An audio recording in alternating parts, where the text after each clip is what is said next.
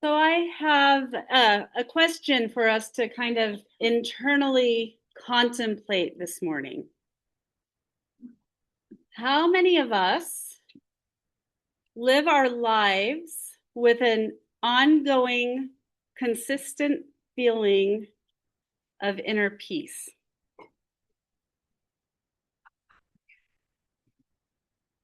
I hear laughter, but I don't see very much like nodding with, yes, that would be me.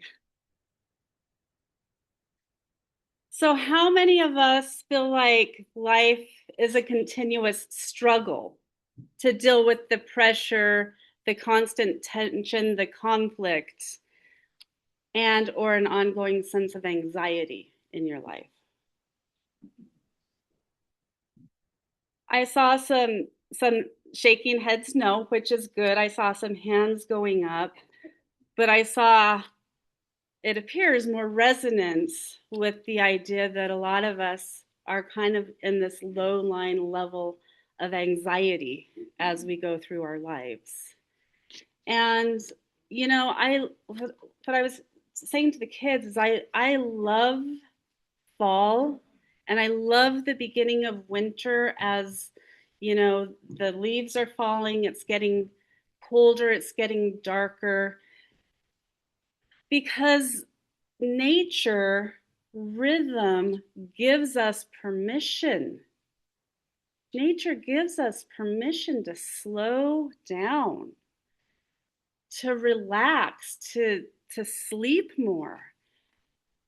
And it seems like we live in a culture where because of the holidays and Christmas and getting together with family and buying presents, it's almost like our internal clocks want us to be busier, or our heads, our minds want us to be busier when kind of that internal rhythm, if we were truly in touch with nature, would say now is the time to slow down.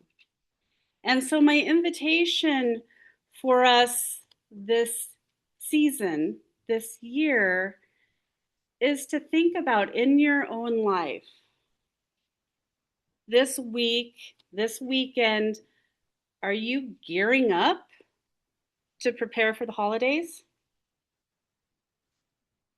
Or are you releasing, letting go, slowing down to prepare for the nature, for the rhythm of nature, for what our bodies actually want us to do? And if the answer is I'm gearing up and I am disconnected from my body, my next question for us to think about in a gentle, kind, compassionate way is why? Why are we allowing that disconnect in our lives? And is it time maybe to release that disconnect and say, it's okay. It's okay to not be perfect. It's okay to not be busy. It's okay to be tired. It's okay to rest. It's okay to slow down. It's okay to just be part of the rhythm of nature. And there are two books that have kind of been moving through my head this week. One book that I refer to usually every time about this year is one of my favorite books called by Ann Wilson Schaaf called Living in Process. And she talks about this, about how we need to just relax and slow down. And what she says is living in process is a path that allows each of us to enter into our own knowing. It helps us to move into our connectedness with the all that is. No one form of spirituality is necessary to do that. And at some point, all of us must recognize that we are spiritual beings. Our spirituality moves us toward wholeness. Living in process is developing the ability to trust the process of life, knowing that it will give us what we need while offering us opportunities to grow and to heal. I'm going to say that again. Living in process, in other words, being connected with the divine rhythm of nature, the rhythm of life, is developing the ability to trust the process of life, knowing that it will give us what we need while offering us opportunities to grow and heal. We may not always understand immediately why our lives are taking the turns they're taking. Yet if we wait with openness, usually the learning and then the knowing will come to us when we are ready to receive them. If we wait with openness, the learning and the knowing will come to us when we are ready to receive. Willing, open, waiting, receiving. What a beautiful way to enter into a new season, right? Right? Like, doesn't that just sound nice? Doesn't that just sound nice to think, oh, I'm just gonna relax. I'm gonna open up. I'm willingly going to wait for that inner knowing to come in its own beautiful, gentle time.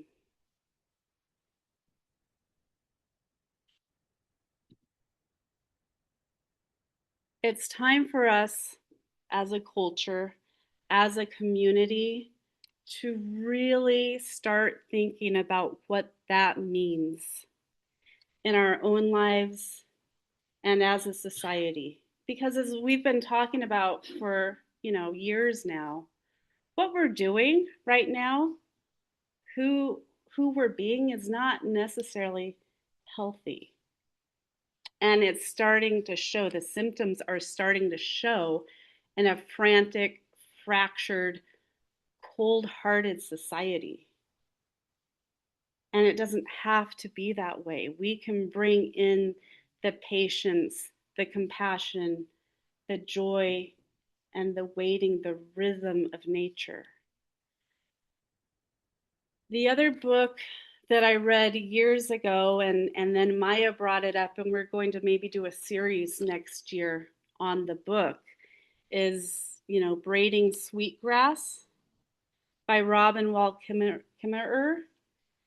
And, she has kind of, in this beautiful book that she kind of just talks about being in that process of nature, she has 5 main points that the book talks about. And I'm gonna name all of these, and I want us to just sit with them and really kind of take them in and think about what they really mean.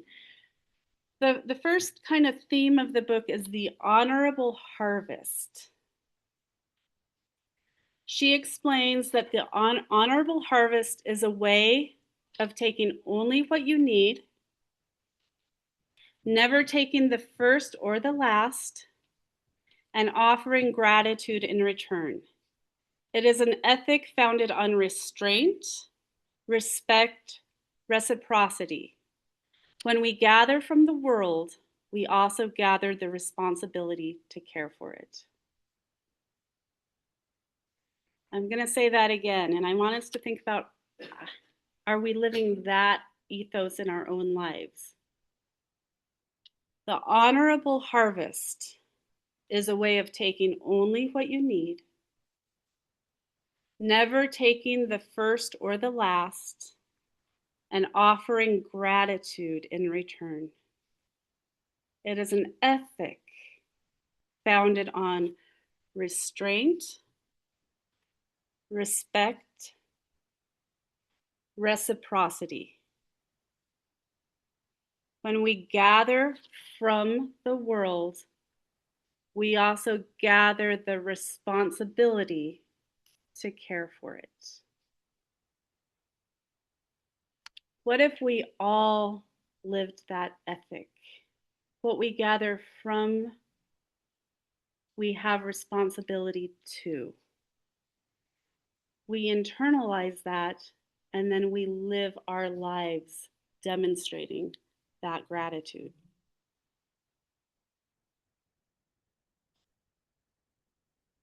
Her second theme is the world as a gift.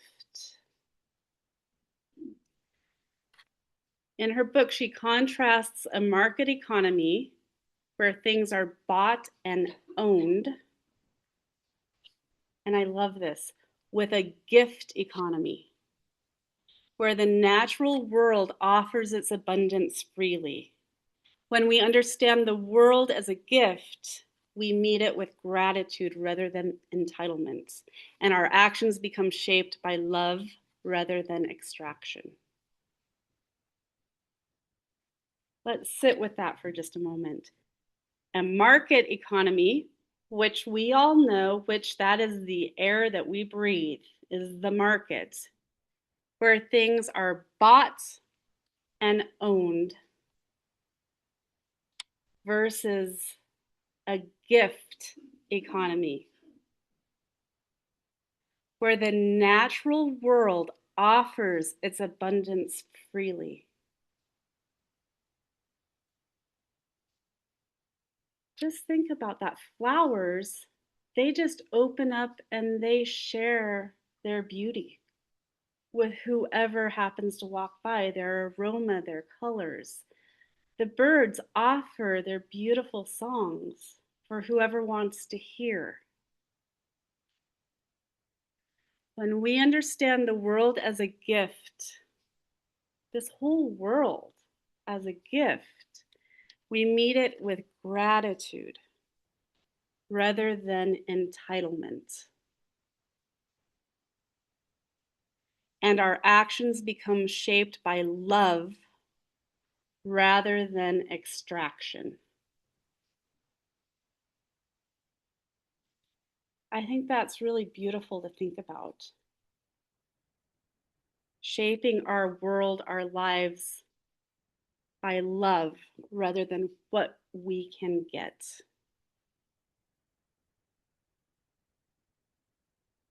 She also talks about the power of ceremony. And she describes ceremony as the act of putting our attention and our gratitude into motion.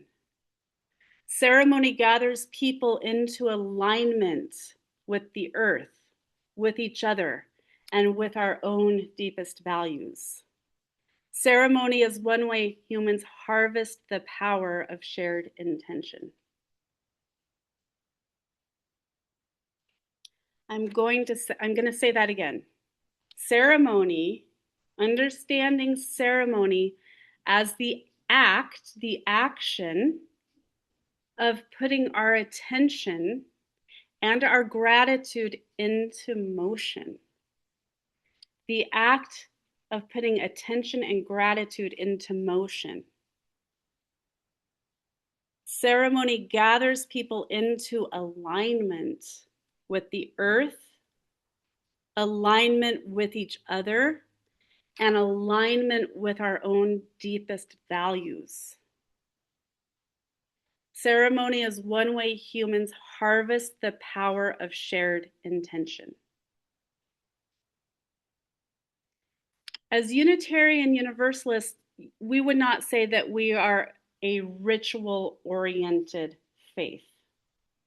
But we do, if you notice, we do have some rituals that we do, some of the same things we do every Sunday, and there is intention to that because sometimes rituals can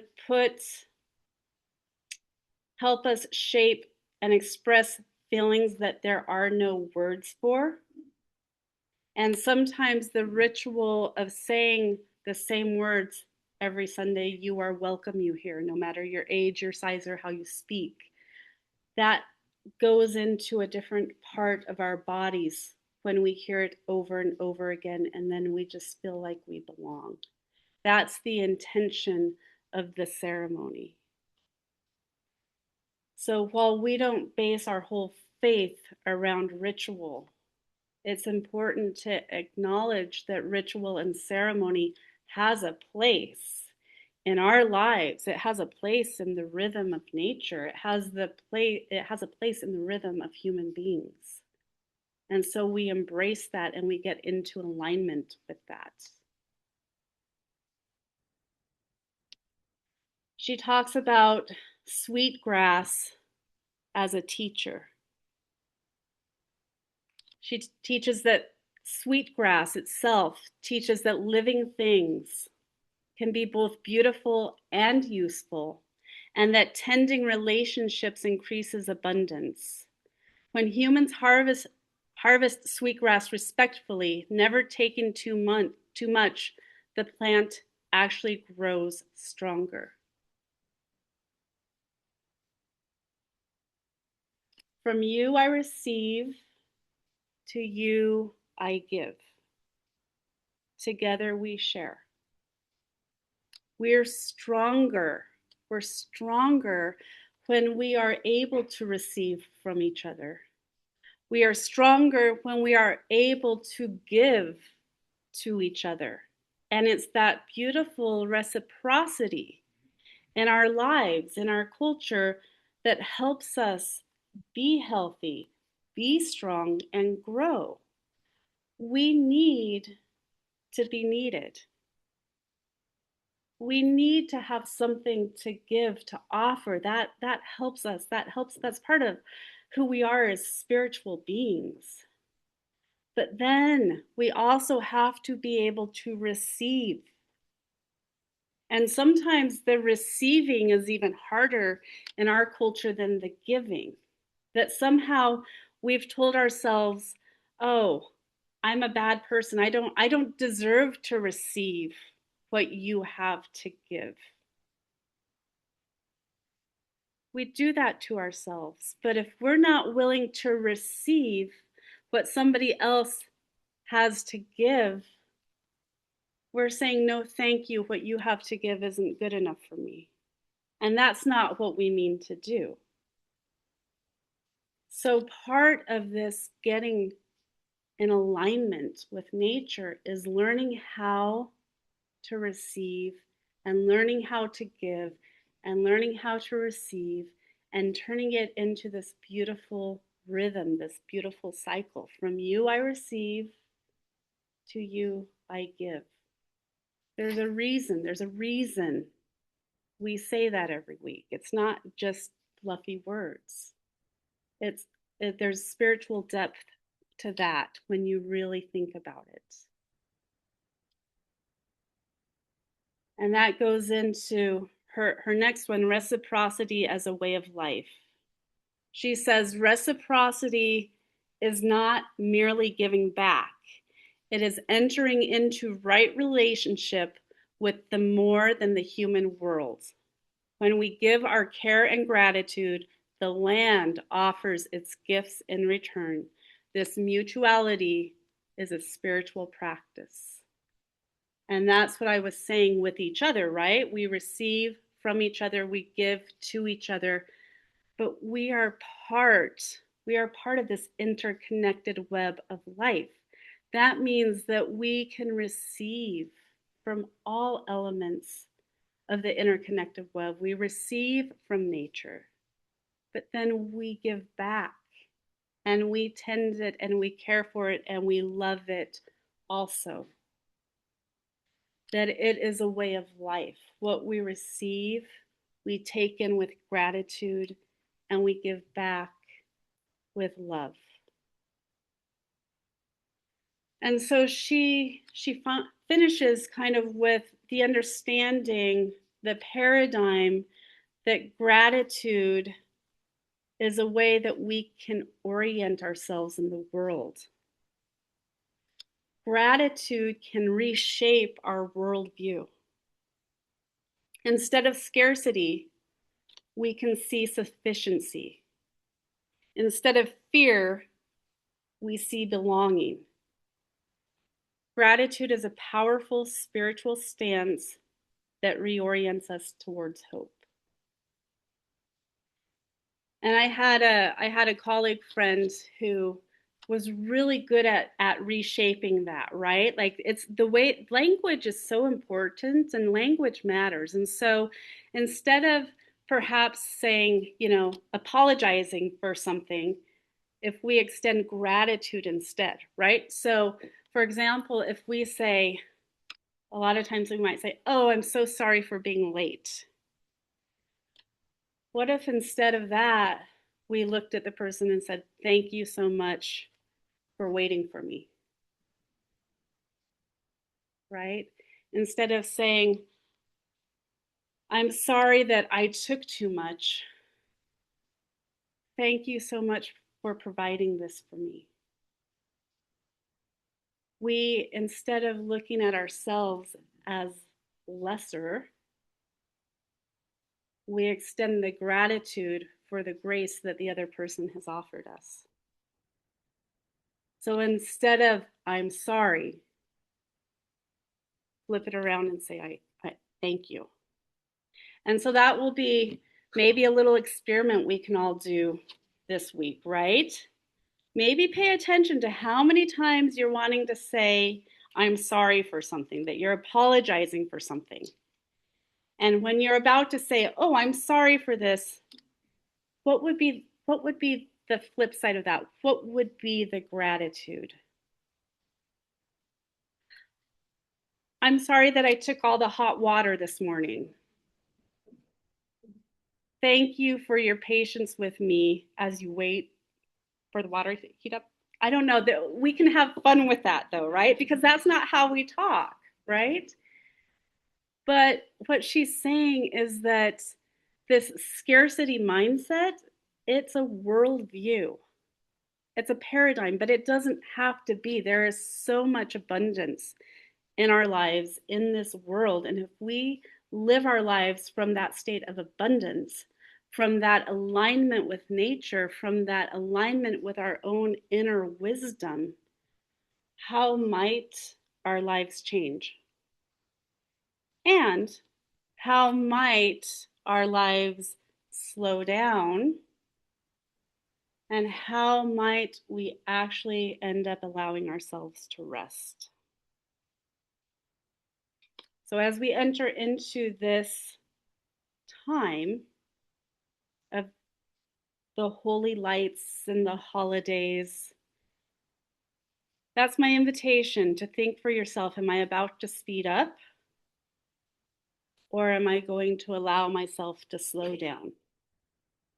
And if I have resistance to the concept of slowing down right now, there you go. Now you get the next question: why? Where is that resistance coming from?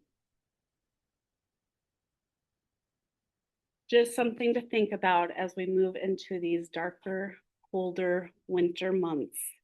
So let us sing together number 128, "For All That Is Our Life."